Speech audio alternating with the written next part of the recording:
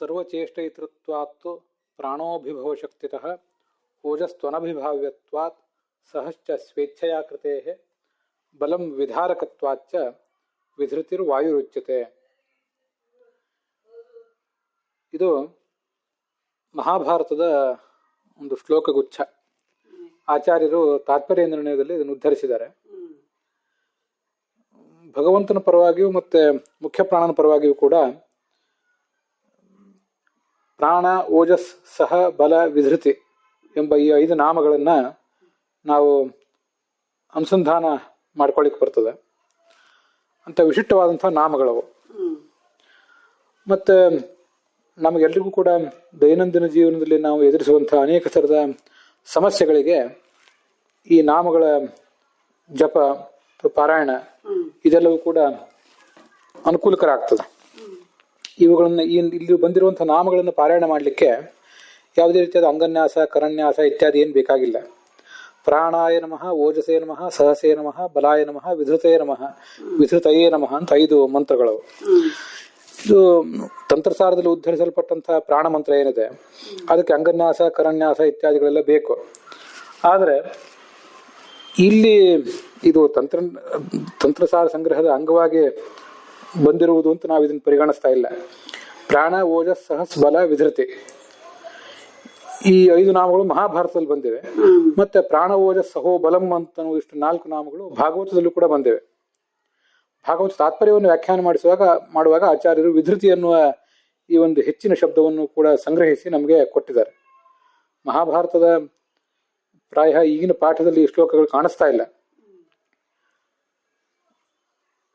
ಮತ್ತೆ ಇಲ್ಲಿ ಬಂದಿರುವ ಕೆಲವು ಶಬ್ದಗಳು ವಿಷ್ಣು ಸಹಸ್ರನಾಮದಲ್ಲೂ ಕೂಡ ಬಂದಿವೆ. ಅಂತ ವಿಶಿಷ್ಟವಾದಂತಹ ಕೆಲವು ಶಬ್ದಗಳು. ಇದನ್ನ ಹೇಗೆ ನಾವು ಬಳಕೆ ಮಾಡ್ಕೋಬಹುದು, ಅವುಗಳಿಗೆ ಅರ್ಥ ಏನು ಅಂತ ಅನ್ನೋದನ್ನೆಲ್ಲ ನೋಡೋಣ. ಮೂಲ ಶ್ಲೋಕದಲ್ಲಿ ಸರ್ವಚೇಷ್ಟಯಿತೃತ್ವಾತ್ತು ಪ್ರಾಣ, ಎಲ್ಲರನ್ನೂ ಚೇತನ ಪೂರ್ಣರನ್ನಾಗಿ ಮಾಡಿ ಅವರಲ್ಲಿರುವ ನಿಷ್ಕ್ರಿಯತೆಯನ್ನು ಪರಿಹರಿಸಿ ಅವರಿಗೆ ಉತ್ಸಾಹವನ್ನು ತಂದುಕೊಡುವುದರಿಂದ ಭಗವಂತನನ್ನು ಮತ್ತು ಪ್ರಾಣನನ್ನ ಪ್ರಾಣ ಎಂಬ ಶಬ್ದದಿಂದ ಹೇಳಬೇಕು.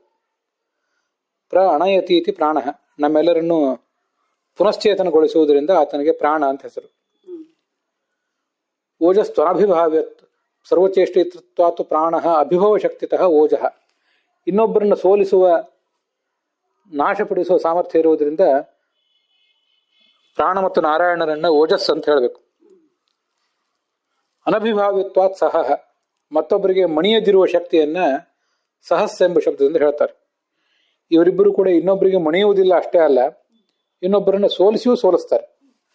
ಜಗತ್ತಿನಲ್ಲಿರುವಂತಹ ಕೆಲವು ಬೇರೆ ಶಕ್ತಿಗಳು, ಕೆಲವು ಬೇರೆ ಪರಾಕ್ರಮಿಗಳು ಇನ್ನೊಬ್ಬರಿಗೆ ಕೆಲವು ಬಾರಿ ಮಣಿಯೋದಿಲ್ಲ, ಆದ್ರೆ ಅವರನ್ನು ಸೋಲಿಸುವಂತಹ ಶಕ್ತಿಯನ್ನ ಹೊಂದಿರುವುದಿಲ್ಲ. ಅವರಿಗೆ ತಾವೂ ಸೋಲುವುದಿಲ್ಲ, ಅವರೂ ಸೋಲುವುದಿಲ್ಲ, ಹೀಗಾಗ್ತದೆ. ಆದ್ರೆ ಪ್ರಾಣ ಮತ್ತು ನಾರಾಯಣರಿಬ್ಬರು ಕೂಡ ಎಲ್ಲರನ್ನೂ ಸದೆಬಡಿಯುವ ಮತ್ತೆ ಅವರಿಗೆ ಸೋಲದಿರುವಂತಹ ಶಕ್ತಿಯನ್ನ ಒಳಗೊಂಡಂತವರಾಗಿರ್ತಾರೆ.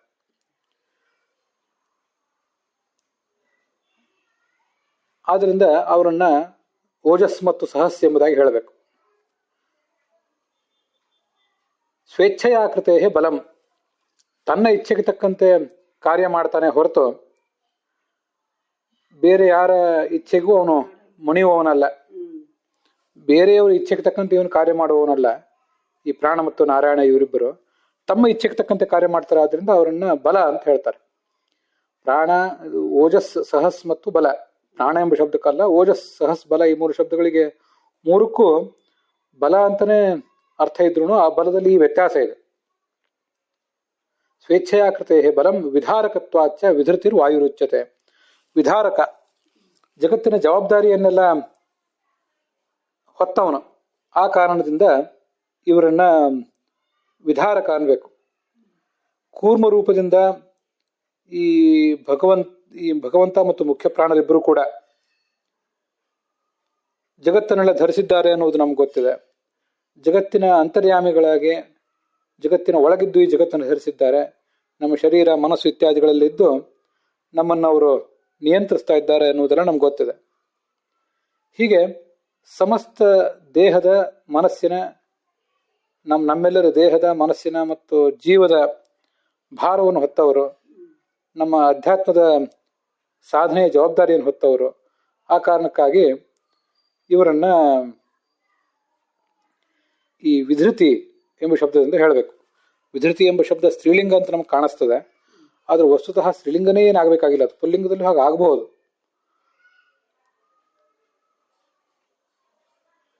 ಹೀಗೆ ಅವೆಲ್ಲದರ ಒಂದು ಅರ್ಥ.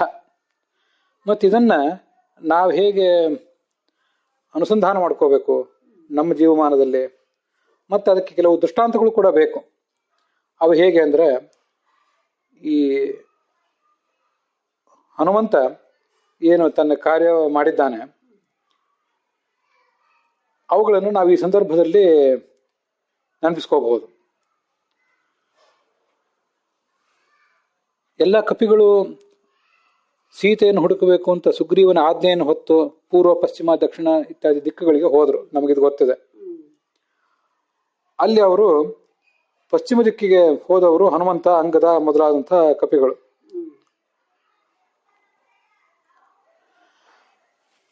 ಎಲ್ಲಿ ಹೋದರೂ ಕೂಡ ಅವರಿಗೆ ಸೀತೆ ಸಿಗಲಿಲ್ಲ. ದಕ್ಷಿಣ ಸಮುದ್ರಕ್ಕೆ ಬಂದು ನಿಂತರು. ಆಗ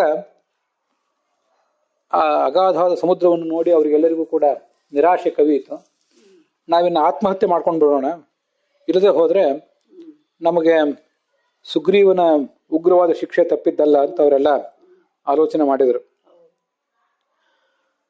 ಮತ್ತೆ ಕೆಲವರು ಆ ಸುಗ್ರೀವನಿಂದ ನಮಗೇನಾಗಬೇಕಾಗಿದೆ, ನಾವು ಆತನಿಂದ ದೂರ ಇದ್ದು ಬಿಡೋಣ ಅಂತಲೂ ಕೂಡ ಆಲೋಚನೆ ಮಾಡಿದರು, ಅಂಗದ ಮೊದಲಾದವರು. ಆಗ ಹನುಮಂತ ಅವರೆಲ್ಲರನ್ನೂ ತನ್ನ ಹಿಡಿತಕ್ಕೆ ತೆಗೆದುಕೊಂಡು, ನಿಮ್ಮೆಲ್ಲರನ್ನೂ ಸುಗ್ರೀವನ ಮತ್ತು ರಾಮನ ಪಾದಕ್ಕೆ ತೆಗೆದುಕೊಂಡು ಹೋಗಿ ಅರ್ಪಿಸಿ ಬಿಡ್ತೀನಿ, ನಿಮಗೆಲ್ರಿಗೂ ಶಿಕ್ಷೆ ಆಗುವಂತಾಗ್ತದೆ. ಹೀಗೆ ಸುಗ್ರೀವನ ವಿರುದ್ಧ, ರಾಮನ ವಿರುದ್ಧ ಬಂಡು ಹೇಳುವುದು ಯೋಗ್ಯ ಅಲ್ಲ ಅಂತ ಅವ್ರಿಗೆ ಬೋಧನೆ ಮಾಡಿದೆ. ಮತ್ತೆ ನಾವು ಸಮುದ್ರವನ್ನು ದಾಟೋಣ, ಸೀತೆಯನ್ನ ಹುಡುಕಿ ರಾಮನಿಗೆ, ಸುಗ್ರೀವನಿಗೆ ಆ ಸಂದೇಶವನ್ನು ನಾವು ಕೊಡೋಣ ಅಂತ ಅವರಲ್ಲಿ ಚೈತನ್ಯವನ್ನು ತುಂಬಿದ, ಅವರಲ್ಲಿ ಉತ್ಸಾಹವನ್ನು ತುಂಬಿದ. ಆಗ ಇನ್ನು ನಮಗೆ ಸಾವೇ ಗತಿ ಅಂತ ಕಾದಿದ್ದಂಥ ಆ ಎಲ್ಲ ಕಪಿಗಳು ಮತ್ತೆ ಉತ್ಸಾಹವನ್ನು ತುಂಬಿಕೊಂಡ್ರು, ಜೀವನೋತ್ಸಾಹ ತುಂಬಿಕೊಂಡ್ರು. ಬರೀ ಕಾರ್ಯೋತ್ಸಾಹ ಮಾತ್ರ ಅಲ್ಲ, ಜೀವನೋತ್ಸಾಹವನ್ನೇ ತುಂಬಿಕೊಂಡ್ರು. ಸತ್ತಂತೆ ಜೀವೋತ್ಸವಗಳಂತೆ ಆಗಿದ್ದ ಕಪಿಗಳಲ್ಲಿ ಅವನು ಆ ಉತ್ಸಾಹವನ್ನು ತುಂಬಿದ. ಇದು ನಾವು ಕೂಡ ಧ್ಯಾನಿಸಬೇಕಾದಂಥ, ಅನುಸಂಧಾನಿಸಬೇಕಾದಂಥ ಒಂದು ಸಂಗತಿ. ದೈನಂದಿನ ಜೀವನದಲ್ಲಿ ಅನೇಕ ಬಾರಿ ನಾನಾ ಥರದ ನಿರುತ್ಸಾಹಗಳನ್ನು, ನಿಷ್ಕ್ರಿಯತೆಗಳನ್ನು ನಾವು ಅನುಭವಿಸಬೇಕಾಗ್ತದೆ. ನಮಗಿರುವ ಸಾಮಾಜಿಕ ಜವಾಬ್ದಾರಿ, ವ್ಯಾವಹಾರಿಕ ಜವಾಬ್ದಾರಿಯನ್ನ ಹೇಗೆ ನಿರ್ವಹಿಸುವುದು ಅಂತ ತಿಳಿಯದೆ ನಾವು ಚಡಪಡಿಸ್ತಿರ್ತೇವೆ. ಧಾರ್ಮಿಕ, ಆಧ್ಯಾತ್ಮಿಕ ಮಾರ್ಗದಲ್ಲೂ ಕೂಡ ಈ ಥರದ ಅನೇಕ ಏಳು ಬೀಳುಗಳನ್ನು ನಾವು ಅನುಭವಿಸ್ತೇವೆ. ಹಾಗೆಲ್ಲ ನಾವು ಆ ಕಪಿಗಳಂತೆ ನಮ್ಮನ್ನು ನಾವು ಭಾವಿಸಬೇಕು. ಕಪಿಗಳು ತಮ್ಮೆಲ್ಲ ಜವಾಬ್ದಾರಿಯನ್ನ ಹನುಮಂತನಿಗೆ ಒಪ್ಪಿಸಿದ್ರು. ಹನುಮಂತನಿಗೆ ಒಪ್ಪಿಸಿದ್ರಾದ್ರಿಂದ ಅವರ ಜವಾಬ್ದಾರಿಯನ್ನೆಲ್ಲ ಹನುಮಂತ ಹೊತ್ತ. ಕೆಲವು ಕಪಿಗಳಿಗೆ 1, 2 ಯೋಜನ, 10 ಯೋಜನ, 20 ಯೋಜನ ಹೀಗೆಲ್ಲ ದಾಟುವ ಶಕ್ತಿ ಇತ್ತು. 100 ಯೋಜನ ಹಾರುವ ಶಕ್ತಿ ಕೆಲವು ಕಪಿಗಳಿಗಿತ್ತು. ಆದ್ರೆ ಮರಳಿ ಬರುವ ಶಕ್ತಿ ಅವರಿಗೆಲ್ಲರಿಗೂ ಇರಲಿಲ್ಲ. ಹೀಗೆ ಅಲ್ಪಶಕ್ತರಾದಂತಹ ಕಪಿಗಳೆಲ್ಲ ಸರ್ವಶಕ್ತನಾದಂತಹ ಆ ಪ್ರಾಣನ, ಹನುಮಂತರ ಹೆಗಲಿಗೆ ತಮ್ಮ ಜವಾಬ್ದಾರಿಯನ್ನು ಒಪ್ಪಿಸಿ ನಿರಾಳತೆಯನ್ನು ಅನುಭವಿಸಿದ್ರು ಅನ್ನೋದು ನಮ್ಗೆ ಗೊತ್ತಿದೆ. ಹಾಗೆ ನಾವು ನಮ್ಮ ಐಹಿಕ ಕಾರ್ಯಗಳಲ್ಲಿ, ಪಾರತ್ರಿಕ ಕಾರ್ಯಗಳಲ್ಲಿ ಉತ್ಸಾಹ ನಮಗೆ ಕುಂದಿದಾಗ, ನಾವು ನಿಷ್ಕ್ರಿಯರು ಅಂತಾದಾಗ, ಜವಾಬ್ದಾರಿಯನ್ನು ನಾವು ಹೊತ್ತೇವು, ನಾವು ಕಾರ್ಯ ಮಾಡಿಬಿಟ್ಟೇವು ಅಂತ ಒಂದು ಭ್ರಮವನ್ನ ಬಿಟ್ಟು ಅವನಿಗೆ ಶರಣಾದರೆ ಆತ ಆ ಕಪಿಗಳೆಲ್ಲರ ಜವಾಬ್ದಾರಿಯನ್ನು ತಾನು ನಿರ್ವಹಿಸಿ ಸೀತೆಯನ್ನು ಹುಡುಕಿದಂತೆ ನಮ್ಮ ಜವಾಬ್ದಾರಿಯನ್ನು ಕೂಡ ತಾನೇ ತನ್ನ ಹೆಗಲ ಮೇಲೆ ಹೊತ್ಕೊಂಡು ಕಾರ್ಯವನ್ನು ಮಾಡ್ತಾನೆ. ಸೀತೆ ಅಂದ್ರೆ ವಾಲ್ಮೀಕಿ ರಾಮಾಯಣದಲ್ಲಿ ಹೇಳುವಂತೆ ಒಂದು ಸಂಪತ್ತಿನ ಸಂಕೇತ. ಸೀತೆಯನ್ನು ಹುಡುಕಿ ರಾಮನಿಗೆ ತಿಳಿಸುವುದು ಅಂದ್ರೆ, ಸೀತೆ ಅಂದ್ರೆ ಭೌತಿಕ ಸಂಪತ್ತು ಮತ್ತು ಆಧ್ಯಾತ್ಮಿಕ ಸಂಪತ್ತಿನ ಸಂಕೇತ. ಆ ಸಂಪತ್ತಿನ ಸಂಕೇತವಾದ ಸೀತೆಯನ್ನು ಹುಡುಕುವುದು ಅಂದ್ರೆ ನಾವು ಈ ಜಗತ್ತಿನಲ್ಲಿ ಯಶಸ್ಸು ಗಳಿಸುವುದು ಮತ್ತೆ ಪರಲೋಕದಲ್ಲಿ ಯಶಸ್ಸು ಗಳಿಸುವುದು ಅಂತಾನೆ ಅರ್ಥ. ಮತ್ತೆ ಆ ಪರಲೋಕದ ಯಶಸ್ಸನ್ನು ಈ ಇಹಲೋಕದ ಯಶಸ್ಸನ್ನು ಪರಮಾತ್ಮನ ರಾಮಕೃಷ್ಣಾದಿ ರೂಪನಾದ ಪರಮಾತ್ಮನ ಪಾದಗಳಿಗೆ ಅರ್ಪಿಸುವುದು ಅಂತಲೇ ಅರ್ಥ. ಆದ್ದರಿಂದ ಸೀತೆಯನ್ನು ಹುಡುಕುವುದು ಅನ್ನುವ ಕಥಾ ಏನಿದೆ ರಾಮಾಯಣದಲ್ಲಿ, ಅದು ಈ ಸಂಪತ್ತನ್ನ ಹುಡುಕುವುದು ಅಂತ ಅರ್ಥ. ಅದಕ್ಕೆ ನಾವು ಕೂಡ ಒಂದು ರೀತಿಯಾಗಿ ಕಪಿಗಳೇ. ಏಕೆ ಕಪಿಗಳು ಅಂದರೆ, ಅದನ್ನ ನಾನು ಅನೇಕ ಬಾರಿ ಹಾಸ್ಯವಾಗಿ ಹೇಳೋದಿದೆ. ಕಪಿರಪಿಚ ಕಾಪಿಶಾಯನ ಮದಮತ್ತಃ ಅಪಿಚ ವೃಶ್ಚಿಕೇನ ಸಂದಷ್ಟ ಕಿಂಬ್ರೂಮೋ ವೈಕೃತಂ ತಸ್ಯ ಅಂತ. ಕಪಿ ಅಂದ್ರೆ ಮನುಷ್ಯ ಅಂತಲೇ ಅರ್ಥ. ಮಂಗದಿಂದ ಮಾನವನೋ, ಮಾನವನಿಂದ ಮಂಗನೋ, ಅದು ವಿಷಯ ಬೇರೆ. ಅಂತೂ ಕಪಿ ಅಂದ್ರೆ ಮನುಷ್ಯ ಅಂತಲೇ ಅರ್ಥ. ಕಪಿ ಮೂಲತಃ ಈ ಮನುಷ್ಯ ಕಪಿಯಂತೆ ಚಂಚಲ ಚಿತ್ತ. ಕಪಿರಪಿಚ ಕಾಪಿಶಾಯನ ಮದಮತ್ತಃ, ಮದ್ಯಪಾನ ಮಾಡಿಬಿಟ್ಟಿದ್ದಾನೆ. ಈ ಕಪಿಗೆ ಯಾರೋ ಮದ್ಯ ಕುಡಿಸಿಬಿಟ್ಟಿದ್ದಾರೆ. ಮೂಲತಃ ಚಂಚಲ ಸ್ವಭಾವದ್ದು. ಮದ್ಯಪಾನ ಮಾಡಿದ್ರಿಂದ ಮತ್ತಷ್ಟು ಅದ್ರ ಬುದ್ಧಿ ಚಂಚಲ ಆಗಿದೆ. ನಮಗೂ ಕೂಡ ಐಹಿಕ ಸುಖಗಳನ್ನು ಅನುಭವಿಸಿ ನಮ್ಮ ಮನಸ್ಸು ಚಂಚಲ ಆಗಿದೆ. ಅಪಿಚ ವೃಶ್ಚಿಕೇನ ಸಂದಷ್ಟ, ಚೇಳು ಬೇರೆ ಕಚ್ಚಿಬಿಟ್ಟಿದೆ. ಸ್ವಸ್ಥವಾದ ಬುದ್ಧಿ ಇದ್ದವರಿಗೆ ಚೇಳೇನಾದ್ರೂ ಕಚ್ಚಿಬಿಟ್ರೆ ಪರದಾಡುವಂತಾಗ್ತದೆ. ಅಂಥದ್ರಲ್ಲಿ ಕಪಿ ಬುದ್ಧಿಯವರಾದ ನಮಗೆ ಈ ಜಗತ್ತಿನ ಕಷ್ಟ ಕೋಟಲೆಗಳೆಂಬ ಚೇಳು ಬೇರೆ ಕಚ್ಚಿಬಿಟ್ಟಿವೆ. ನಾವು ಮತ್ತಷ್ಟು ಚಡಪಡಿಸ್ತಾ ಇದ್ದೇವೆ. ಅಪಿಚ ಪಿಶಾಚಗ್ರಸ್ತ, ಮೈಯಲ್ಲಿ ಭೂತ ಹೊಕ್ಕರೆ ಹೇಗೆ ಮನುಷ್ಯ ಚಡಪಡಿಸ್ತಾನೆ, ಹೀಗೆ ನಾನಾ ಥರದ ಚೇಷ್ಟೆಗಳನ್ನು ಮಾಡ್ತಾನೆ, ಹಾಗೆ ನಮ್ಮಲ್ಲಿಯೂ ಕೂಡ ಅನೇಕ ತಾಮಸ ಶಕ್ತಿಗಳು ಹೊಕ್ಕಿವೆ. ಆದ್ದರಿಂದ ನಾನಾ ರೀತಿಯಾದ ವಿಚಿತ್ರವಾದ ವರ್ತನೆಗಳನ್ನು ನಾವು ತೋರಿಸ್ತಾ ಇದ್ದೇವೆ.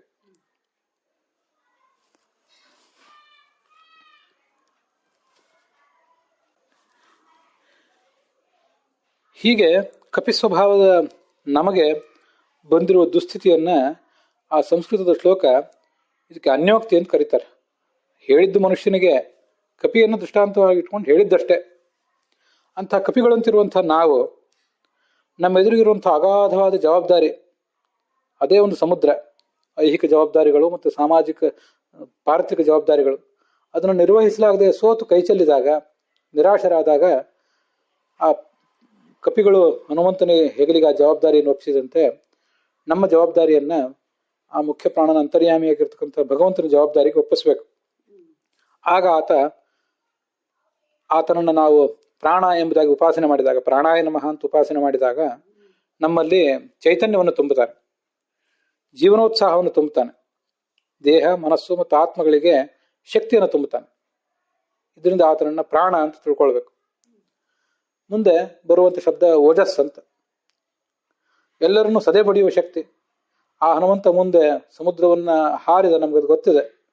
ಹಾರಿ ಅಲ್ಲಿದ್ದಂಥ ಲಂಕಾನಗರದ ದೇವತೆಯನ್ನ ಸದೆ ಬಡಿದ, ಮುಷ್ಟಿಯಿಂದ ಅವಳನ್ನು ಹೊಡೆದು ಅವಳನ್ನು ಸೋಲಿಸಿದ. ಅಲ್ಲಿ ಬಂದಂಥ ದೊಡ್ಡ ರಾಕ್ಷಸನ, ರಾವಣನ ದೊಡ್ಡ ಸೈನ್ಯ, ಆ ಸೈನ್ಯವನ್ನೆಲ್ಲ ಇವನು ಸೋಲಿಸಿದ, ಏಕಾಂಗಿಯಾಗಿ ಸೋಲಿಸಿದ. ರಾವಣನ ಮಗನಾದಂಥ ಅಕ್ಷಕುಮಾರನನ್ನು ಕೂಡ ಯಾವುದೇ ಆಯುಧಗಳಿಲ್ಲದೆ ಆತನನ್ನು ಅನೇಕ ಬಾರಿ ತಿರುಗಿಸಿ ನೆಲದ ಮೇಲೆ ಹೊಡೆದು ಅಪ್ಪಳಿಸಿ ಆತನನ್ನು ಕೊಂದು ಹಾಕಿದ. ಇದೆಲ್ಲ ನಮ್ಗೆ ಗೊತ್ತಿದೆ. ಸರ್ವರನ್ನು ಸೋಲಿಸುವ ಶಕ್ತಿ ಆತನಿಗಿತ್ತು. ವಸ್ತುತಃ ಇಡೀ ರಾವಣನ ಸೈನ್ಯವನ್ನೆಲ್ಲ ಆತ ಒಬ್ಬನೇ ಸದೆ ಬಡಿಯುವ ಬಲ್ಲವನಾಗಿದ್ದ. ರಾವಣನನ್ನು ಕುಂಭಕರ್ಣವನನ್ನು ಅವನೇ ಕೊಲ್ಲಬಲ್ಲವನಾಗಿದ್ದ. ಆದರೆ ರಾಮನ ಮೂಲಕವೇ ಆತನ ರಾವಣ ಕುಂಭಕರ್ಣರ ಸಾವು ಅಂತ ವರ ಇದ್ದಿದ್ದರಿಂದ ಅವರನ್ನು ಬಿಟ್ಟ ಅಷ್ಟೆ. ಇದು ಎಲ್ಲರನ್ನೂ ಸೋಲಿಸುವಂತಹ ಆತನ ಶಕ್ತಿಗೆ ಒಂದು ಉದಾಹರಣೆ.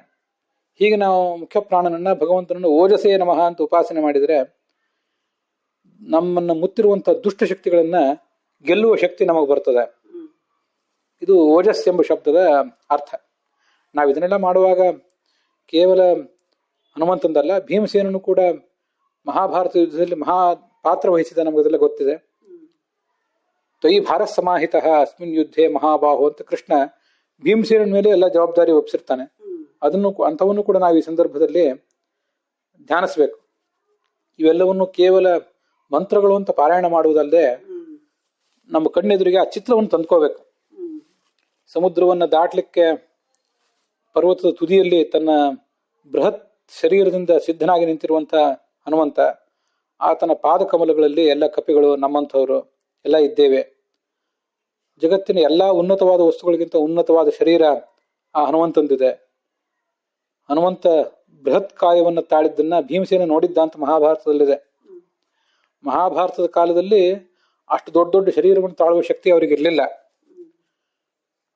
ಭೀಮಸೇನ ನಿನ್ನ ಆ ರೂಪವನ್ನು ನಾನು ನೋಡ್ಬೇಕು, ಹಿಂದೆ ಸಮುದ್ರ ದಾಟುವ ಸಂದರ್ಭದಲ್ಲಿ ಏನೊಂದು ಬೃಹತ್ ಕಾಯವನ್ನು ಮಾಡ್ಕೊಂಡಿದ್ಯಲ್ಲ ಅದನ್ನ ನಾನು ನೋಡ್ಬೇಕು ಅಂತ ಬಯಸಿದ್ದ ಭೀಮಸೇನ. ಆಗ ಹನುಮಂತ ತನ್ನ ಬೃಹತ್ ಕಾಯವನ್ನು ಭೀಮಸೇನಿಗೆ ತೋರಿಸಿದ್ದ. ನಾವು ಕೂಡ ನಮ್ಮ ಮನಸ್ಸಿನ ಪರದೆ ಮೇಲೆ ಆ ಹನುಮಂತನ ಬೃಹತ್ ಕಾಯವನ್ನ, ಎಲ್ಲಾ ತರದ ಕಷ್ಟಕೋಟಲೆಗಳೆಂಬ ಸಾಗರವನ್ನು ದಾಟಲಿಕ್ಕೆ ಸಿದ್ಧನಾಗಿ ನಿಂತಿರುವ ಹನುಮಂತನ ಬೃಹತ್ ಕಾಯವನ್ನು ನಾವು ನೆನಪು ಮಾಡ್ಕೊಳ್ಬೇಕು. ಆ ಥರ ಧ್ಯಾನಿಸ್ಬೇಕು ಅದನ್ನ ನಮ್ಮ ಮನಸ್ಸಿನ ಪರದೆ ಮೇಲೆ. ಆಗ ನಮಗೆ ಅವನ ಬೃಹದಾಕಾರದ ಶರೀರ, ಆತನ ಗರ್ಜನೆ ಇವೆಲ್ಲವೂ ಕೂಡ ಧೈರ್ಯ ತುಂಬುತ್ತದೆ. ಮಹಾಭಾರತದಲ್ಲೂ ಕೂಡ ಅರ್ಜುನನ ರಥದಲ್ಲಿ ಆ ಕಪಿಧ್ವಜ ಏನಿತ್ತಲ್ಲ ಅಲ್ಲಿ ಹನುಮಂತ ಸನ್ನಿಹಿತ ಆಗಿ ಗರ್ಜನೆ ಮಾಡ್ತಿದ್ದ, ಶತ್ರುಗಳ ಎದೆ ಒಡೆಯುವಂತೆ ಅದ ಗರ್ಜನೆ ಮಾಡ್ತಿದ್ದ ಅಂತ ಮಹಾಭಾರತದಲ್ಲಿದೆ. ಆದ್ರಿಂದ ಹನುಮಂತನ ಬೃಹತ್ತಾದ ಶರೀರ, ಆತನ ಗರ್ಜನೆ ಇತ್ಯಾದಿಗಳನ್ನು ನಾವು ಧ್ಯಾನಿಸ್ಬೇಕು. ಕೇವಲ ಮಂತ್ರವನ್ನು ಧ್ಯಾನಿಸುವುದಲ್ಲ, ಇದನ್ನು ಧ್ಯಾನಿಸ್ಬೇಕು. ಶತ್ರುಗಳನ್ನ ಆತ ಅಕ್ಷಕುಮಾರ ಮೊದಲಾದವರನ್ನ ಸದೆ ಬಡಿದದ್ದನ್ನ, ಮಶಕೀಕೃತ ರಾಕ್ಷಸಾನ್ ಅಂತ ಹೇಳ್ತಾರೆ, ಸೊಳ್ಳೆಗಳನ್ನು ನಾವು ಜಜ್ಜಿ ಕೊಲ್ಲುವಂತೆ ಎಲ್ಲಾ ರಾಕ್ಷಸರನ್ನು ಜಜ್ಜಿ ಕೊಂದವನಿ ಹನುಮಂತ. ಕೆಲವರನ್ನ ಬಾಲದಿಂದ, ಕೆಲವರನ್ನ ಕೈಗಳಿಂದ, ಕೆಲವರನ್ನ ಕಾಲುಗಳಿಂದ, ಕೆಲವರನ್ನ ಉಗುರುಗಳಿಂದ ಆತ ಹೊಡೆದು ಕೊಂದವನಿ. ಅವನಿಗೆ ಕೈಯಲ್ಲಿ ಗದೆಯನ್ನು ತೋರಿಸಿರ್ತಾರೆ ಹನುಮಂತನ ವಿಗ್ರಹ ನೋಡುವಾಗ. ಗದೆಯನ್ನು ಆತನಿಗೆ ಬೇಕಾಗಿಲ್ಲ, ಅಂತ ಆಯುಧಗಳಿಂದ ರಹಿತವಾಗಿಯೇ ಆತ ಯುದ್ಧ ಮಾಡಿದ್ದೇ ಹೆಚ್ಚು. ಮತ್ತೆ ಹನುಮಂತನ ಚಿತ್ರವನ್ನು ನಾವು ನೋಡುವಾಗ ಆತನ ಕಾಲ ಕೆಳಗಡೆ ಒಬ್ಬ ರಾಕ್ಷಸನ ಚಿತ್ರವನ್ನು ಕೂಡ ನಾವು ನೋಡಿರ್ತೇವೆ. ಅಂಥದನ್ನು ಧ್ಯಾನಿಸ್ಬೇಕು. ರಾಕ್ಷಸರನ್ನ, ದುಷ್ಟಶಕ್ತಿಗಳನ್ನೆಲ್ಲವನ್ನು ಮೆಟ್ಟಿ ನಿಂತಿರುವಂತಹ ಹನುಮಂತನನ್ನು ನಾವು ಧ್ಯಾನಿಸ್ಬೇಕು. ಇದು ಓಜಸ್ ಎಂಬ ಶಬ್ದದ ವಿವರಣೆ. ಮತ್ತೆ ಸಹಸ್, ಆ ಹನುಮಂತನಿಗೆ ಚತುರ್ಮುಖ ಬ್ರಹ್ಮನ ವರ ಇತ್ತು ಆತನ ಹುಟ್ಟಿನ ಕಾಲದಲ್ಲಿ. ನಮಗದು ಗೊತ್ತಿದೆ. ಯಾವ ದೇವತೆಗಳ ಯಾವ ಶಸ್ತ್ರವೂ ಆತನ ಮೇಲೆ ಏನೂ ಮಾಡಲಾರದು ಅಂತ ಅವನಿಗೆ ವರ ಇತ್ತು. ರಾವಣನಿಗಾಗಲಿ ಇಂದ್ರಜಿತ್ನಿಗಾಗಲಿ ಬಂದಿರುವ ಎಲ್ಲಾ ಅಸ್ತ್ರಗಳು, ಬ್ರಹ್ಮಾಸ್ತ್ರವನ್ನು ಹಿಡಿದು ಎಲ್ಲಾ ಅಸ್ತ್ರಗಳು ಕೂಡ ಆತನನ್ನು ಏನೂ ಮಾಡಲಾರದಾದವು. ಯಾವ ಅಸ್ತ್ರಕ್ಕೂ ಕೂಡ ಆತ ಮಣಿಲಿಲ್ಲ ಅಂತ ಅನ್ನೋದನ್ನ, ಅನಭಿಭಾವ್ಯತ್ವಾತ್ ಸಹ ಯಾವ ಶಕ್ತಿಗಳಿಗೂ ಆತ ಮಣಿಲಿಲ್ಲ ಅಂತ ಅನ್ನೋದನ್ನ ನಾವು ಅನುಸಂಧಾನ ಮಾಡಬೇಕು. ಆಗ ನಮ್ಮನ್ನ ಮುತ್ತಿರುವಂತಹ ನಮ್ಮ ಒಳಗಿನ ಶತ್ರುಗಳು ಅಥವಾ ಹೊರಗಿನ ಶತ್ರುಗಳು ಏನಾದರೂ ಇದ್ರೆ ಅವರಿಗೂ ಯಾರಿಗೂ ಕೂಡ ನಾವು ಮಣಿಯದಂತೆ ಅಭೇದ್ಯರಾಗಿ ನಿಲ್ತೇವೆ. ಪರಮಾತ್ಮನ ಸ್ವರೂಪವೂ ಹಾಗೇನೆ. ನರಸಿಂಹ ವರಾಹಾದಿ ರೂಪಗಳಿಂದ ಆತ ಮಾಡಿದ ಶತ್ರು ಸಂಹಾರವನ್ನ, ಮತ್ತೆ ಯಾವ ಶತ್ರುಗಳಿಗೂ ಆತ ಮಣಿಯದೇ ಇರುವುದನ್ನೆಲ್ಲ ನಾವು ಧ್ಯಾನಿಸ್ಬೇಕು. ಇಲ್ಲಿ ಕೇವಲ ಮುಖ್ಯ ಪ್ರಾಣನನ್ನಲ್ಲ, ಸರ್ವಶಬ್ದ ವಾಚ್ಯನಾದ ಭಗವಂತನು ಕೂಡ ಹೇಗೆ ಬೃಹತ್ ಕಾಯನಾಗಿ ವಿಶ್ವರೂಪಧಾರಿಯಾಗಿದ್ದಾನೆ ಅನ್ನೋದನ್ನು ಧ್ಯಾನಿಸ್ಬೇಕು. ನರಸಿಂಹ ವರಾಹಾದಿ ರೂಪಗಳಿಂದ, ರಾಮಾದಿ ರೂಪಗಳಿಂದ ಅವನು ಹೇಗೆ ಶತ್ರು ಸಂಹಾರ ಮಾಡಿದ ಅಂತ ಅನ್ನೋದನ್ನು ಧ್ಯಾನಿಸ್ಬೇಕು. ಯಾವ ಶತ್ರುಗಳಿಗೂ ಹೇಗೆ ಮಣಿಯಲಿಲ್ಲ ಅಂತ ಅನ್ನೋದನ್ನ ಧ್ಯಾನಿಸ್ಬೇಕು. ಇದು ಪ್ರಾಣಾಯ ನಮಃ, ಓಜಸೇ ನಮಃ, ಸಹಸೇ ನಮಃ ಅನ್ನುವಂಥ ಮೂರನೇ ಶಬ್ದದ ಅರ್ಥ. ಸಹಸ್ ಅಂದ್ರೆ ಇನ್ನೊಬ್ಬರಿಗೆ ಮಣಿಯದಿರುವ ಶಕ್ತಿ, ಆ ಶಕ್ತಿ ಉಳ್ಳವನು ಅಂತ ಅರ್ಥ. ಸ್ವೇಚ್ಛೆಯಾಕೃತೆ ಬಲಂ, ಇದೊಂದು ಮಹತ್ವದ ಸಂಗತಿ. ಅನೇಕ ಬಾರಿ ನಮ್ಮ ಜೀವನದಲ್ಲಿ ಬೇರೆ ಯಾರ್ಯಾರ್ದೋ, ನಮ್ಮವರು ಅಥವಾ ನಮ್ಮವರಲ್ಲದೇ ಇದ್ದವರು, ಹೀಗೆ ಬೇರೆ ಯಾರ್ಯಾರ್ದೋ ಇಚ್ಛೆಗಳಿಗೆ, ಅವರ ಒತ್ತಡಗಳಿಗೆ ನಾವು ಬಲಿಯಾಗುವಂಥ ಸಂದರ್ಭ ಇರ್ತದೆ. ಇಂಥವನ್ನು ತಪ್ಪಿಸ್ಲಿಕ್ಕೆ ನಮಗೆ ಸಾಧ್ಯ ಆಗೋದಿಲ್ಲ. ಬೇರೆ ಎಲ್ಲೋ ಇರುವಂತಹ ಶತ್ರುಗಳ ಒತ್ತಡವನ್ನ ನಾವು ತಡ್ಕೊಳ್ಬಹುದು. ನಮ್ಮ ಸುತ್ತಮುತ್ತಲೇ ಇರುವಂತಹ ಹಿತಶತ್ರುಗಳು ಮತ್ತೆ ನಮಗೆ ಬಂಧುಗಳು, ಮಿತ್ರರು ಅಂತ ಹೇಳ್ಕೊಳ್ಳುವಂಥವ್ರು ಏನಿರ್ತಾರೆ ಅವರೆಲ್ಲ ಸಜ್ಜನರೇ ಆಗಿರಬಹುದು. ಅವರಿಂದ ಬರುವಂಥ ಒತ್ತಡವು ಕೂಡ ಅನೇಕ ಬಾರಿ ನಮಗೆ ಮಾರಕವೇ ಆಗಿರ್ತದೆ. ಯಾರ್ಯಾರ್ದೋ ಇಚ್ಛೆಗೆ ನಾವು ಬಲಿಯಾಗಿ ಒದ್ದಾಡುವುದೇ, ಪಡಿಪಾಟಲು ಪಡುವುದೇ ಹೆಚ್ಚು ಈ ಸಂಸಾರದಲ್ಲಿ. ಇನ್ನೊಬ್ಬರ ಇಚ್ಛೆಗೆ ನಾವು ಮಣಿಯದಂತೆ ನಮ್ಮ ಇಚ್ಛೆಗೆ ತಕ್ಕಂತೆ ಸ್ವೇಚ್ಛೆಯಾಕೃತೆ ಬಲಂ, ನಮ್ಮ ಇಚ್ಛೆಗೆ ತಕ್ಕಂತೆ ಕಾರ್ಯ ಮಾಡುವ ಒಂದು ಧೈರ್ಯ ಅಂತ ಬಲ ನಮಗೆ ಬರಬೇಕು. ಆ ಥರ ಈ ಹನುಮಂತನನ್ನು ಉಪಾಸನೆ ಮಾಡಬೇಕು. ಅಕ್ಷಕುಮಾರನನ್ನು ಕೊಂದು ಹಾಕಿದ ಈ ಹನುಮಂತ. ಇಂದ್ರಜಿತ್ ಬಂದ, ನಾನಾ ಥರದ ಅಸ್ತ್ರಗಳಿಂದ ಆತನ ಹೊಡೆದ, ಅವೆಲ್ಲ ವಿಫಲ ಆದವು. ಬ್ರಹ್ಮಾಸ್ತ್ರ ಬಿಟ್ಟ. ಬ್ರಹ್ಮಾಸ್ತ್ರದಿಂದಲೂ ಕೂಡ ಹನುಮಂತನಿಗೆ ಏನೂ ಆಗೋದಿಲ್ಲ, ಏನೂ ಆಗಲಿಲ್ಲ. ಆದ್ರೆ ರಾವಣನನ್ನು ನಾನು ಹೋಗಿ ನೋಡ್ಬೇಕು ಅಂತ ಅವನು ಬಯಸಿದೆ. ಇದು ಸ್ವೇಚ್ಛೆಯ. ತನ್ನ ಇಚ್ಛೆಯಿಂದ ರಾವಣನನ್ನು ನೋಡಬೇಕು, ಅವನಿಗೊಂದಿಷ್ಟು ಬುದ್ಧಿ ಹೇಳಬೇಕು ಅಂತ ಬಯಸಿದ್ರಿಂದ ಬ್ರಹ್ಮಾಸ್ತ್ರಕ್ಕೆ ವಶನ ಆದಂತೆ ತೋರಿಸ್ಕೊಂಡ. ಹೀಗೆ ಹನುಮಂತ ತನ್ನ ಇಚ್ಛೆಯಿಂದ ತನ್ನ ಬಲದಿಂದ ಬ್ರಹ್ಮಾಸ್ತ್ರಕ್ಕೆ ವಶನಾದಂತೆ ತೋರಿಸ್ಕೊಂಡೇ ಹೊರತು ಇಂದ್ರಜಿತ್ತನ ಬಲಕ್ಕಾಗಲಿ ಬ್ರಹ್ಮಾಸ್ತ್ರದ ಬಲಕ್ಕಾಗಲಿ ಆತ ಮಣಿಯಲಿಲ್ಲ. ಇದು ಆ ಹನುಮಂತನ ಚರ್ಯೆಯಲ್ಲಿ ನಮಗೆ ಕಾಣಿಸುವಂತಹ ಸಂಗತಿ. ಭೀಮಸೇನನು ಕೂಡ ನಾರಾಯಣಾಸ್ತ್ರ ಇತ್ಯಾದಿ ಯಾವ ಅಸ್ತ್ರಕ್ಕೂ ಕೂಡ ಮಣಿಯಲಿಲ್ಲ.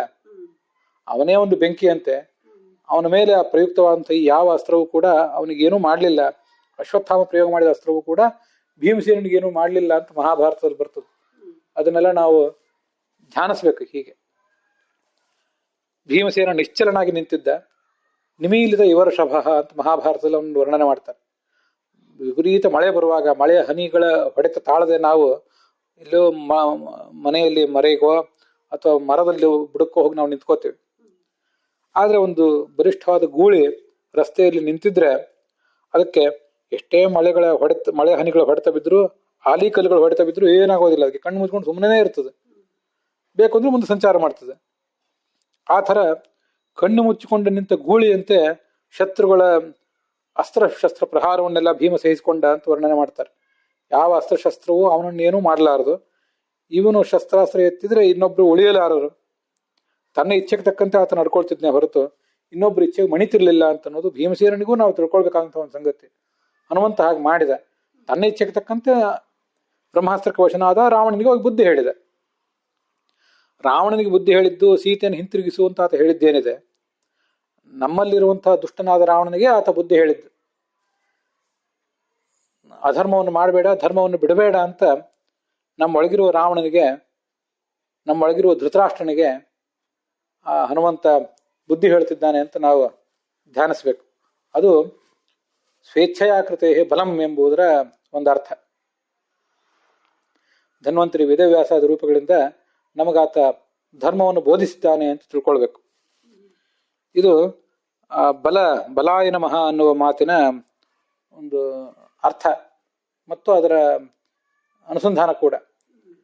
ನಮ್ಮ ಎದುರಿಗೆ ನಿಂತು ಭಗವಂತ, ಪುರಾಣ ಇವರೆಲ್ಲರೂ ಕೂಡ ಅನೇಕ ಶಾಸ್ತ್ರಗಳನ್ನು ಉಪದೇಶ ಮಾಡ್ತಿದ್ದಾರೆ, ನಮ್ಮ ಅಜ್ಞಾನವನ್ನು ಕಳೀತಾ ಇದ್ದಾರೆ, ಜ್ಞಾನವನ್ನು ತುಂಬುತ್ತಾ ಇದ್ದಾರೆ ಅಂತನ್ನುವುದನ್ನು ನಾವು ಉಪಾಸನೆ ಮಾಡಬೇಕು.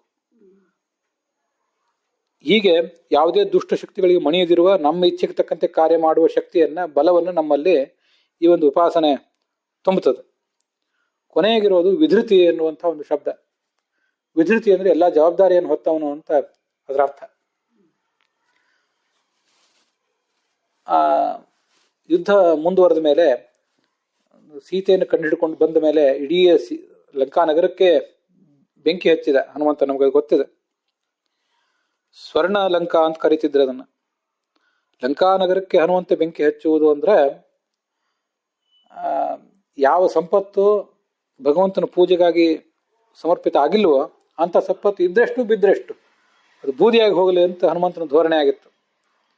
ನಮ್ಮ ಐಹಿಕ ಸಂಪತ್ತು, ಸ್ಥಾನ ಮಾನ, ನಮ್ಮ ವಿಲಾಸ ವಿಹಾರಗಳೆಲ್ಲವನ್ನು ಕೂಡ ಹೀಗೆ ಹನುಮಂತ ಸುಟ್ಟು ಹಾಕಿಬಿಡ್ತಾನೆ, ಅವು ಭಗವಂತನ ಪೂಜೆಗಾಗಿ ಸಮರ್ಪಿತ ಆಗದೆ ಹೋದ್ರೆ ಅನ್ನುವುದನ್ನು ನಾವು ಧ್ಯಾನಿಸ್ಬೇಕು. ಮುಂದೆ ರಾಮನಿಗೆ ಬಂದು ಸೀತೆಯ ಸಮಾಚಾರ ಹೇಳಿದ. ಸಮುದ್ರಕ್ಕೊಂದು ಸೇತುವೆ ಕಟ್ಟಿದ ಹನುಮಂತ.